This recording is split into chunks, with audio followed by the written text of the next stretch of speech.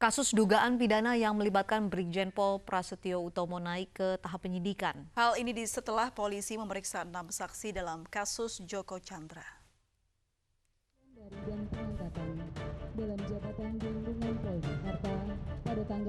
Tim Satgas Bareskrim Mabes Polri menaikkan status kasus pidana penerbitan surat izin Joko Chandra ke tahap penyidikan. Penyidik telah memeriksa 6 orang saksi yang terdiri dari staf koordinasi dan pengawasan PPNS serta Pusdokes. Hasil pemeriksaan dijadikan penyidik sebagai petunjuk untuk menetapkan tersangka.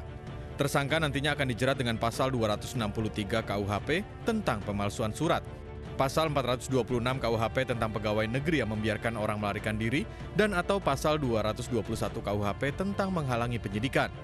Sementara itu, pemeriksaan kode etik Brigjen Pol Prasetyo Utomo sudah selesai dilakukan oleh Provos dan segera disidangkan. Di sisi lain, Koordinator Masyarakat Anti Korupsi Boyamin Saiman mendatangi Mahkamah Kehormatan Dewan untuk melaporkan Wakil Ketua DPR Aziz Samsudin atas dugaan pelanggaran kode etik.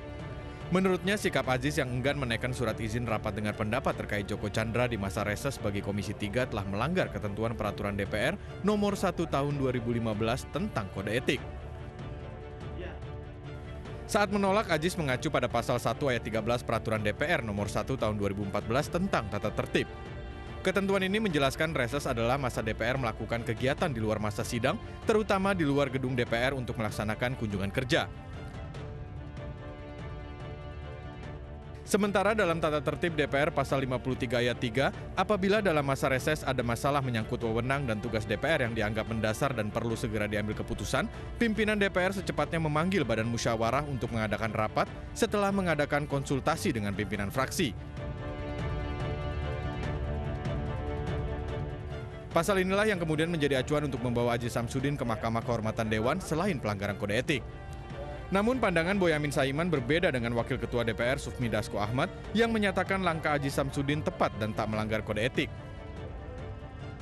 Dari sisi itulah melihat kami sebagai masyarakat urgen dan pentingnya rapat dengar pendapat oleh Komisi 3. Tapi kemarin saya mendapatkan masukan, ada informasi dan data juga bahwa Pak Aziz Samsudin sampai hari ini belum menandatangani itu. Nah, padahal Ketua DPR sudah meng-ACC dan sudah dirancang. Dan kalau toh itu istilahnya ada larangan rapat dengar pendapat pengawasan oleh komisi-komisi terhadap lembaga mitranya, itu kan kalau dilarang tidak ada izin. Nah, maka ini dibutuhkan izin. Nah, izin itu kan dikemukakan di situ, urgensinya segala macam kan itu kan. Dan ini kan bukan kitab suci. Nggak benar itu, saya bilang nggak benar. Jadi sesuai dengan tata tertib itu sudah benar. Kemudian tujuan dari kawan-kawan Komisi 3 juga itu benar. Jadi kalau Bunyamin itu punya bukti silakan, jangan cuma ngomong aja gitu loh. Kami tidak mau dipecah-pecah antara pimpinan DPR dan pimpinan komisi. Sekali lagi saya tegaskan bahwa pimpinan DPR akan mencari jalan keluar agar tujuan teman-teman Komisi 3 tercapai tapi tidak melanggar tata tertib.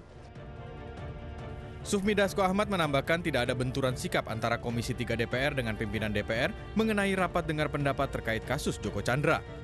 Dari Jakarta, Tim Liputan iNews melaporkan.